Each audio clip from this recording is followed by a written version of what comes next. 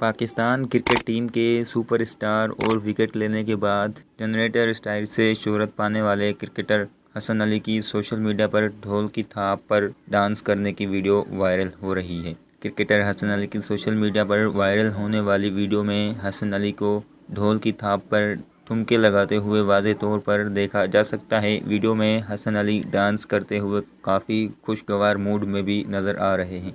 Cricketer Hasan Ali की dance की video social media पर साथी खिलाड़ी शादाब खान की जानिब से शेयर की गई, जिसको मदाहों की जानिब से खूब पसंद किया जा रहा है और हसन अली के इस रूप को देखकर उनके मदाह खुश भी हो रहे हैं।